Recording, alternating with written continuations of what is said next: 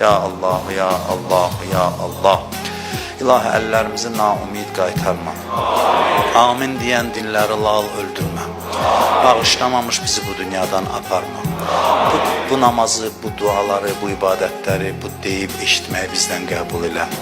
Danışılan sözləri həm danışanın, həm eşidənlərin qəlbində təsir elə. İzzətin xatirinə izzətimizi əlimizdən alma. Bütün çətinliklərimizi, müşküllərimizi öz qüdrətli əlindən həll elə. Çətinliklərin qarşısında səbirli olmağı, şükür eləməyi bizə nəsib elə. Kimlər ki bizdən dua istəyirlər, onların hamısının hacətlərini rəva elə. Bu namaza gələn insanların qəlblərindən özün xəbərdarsan, nə çətinlikləri, nə dərdləri var, nə hacətləri var. Sənə and verirəm Quran-ı Kərim hörmətinə hamısının hacətlərini rəva elə.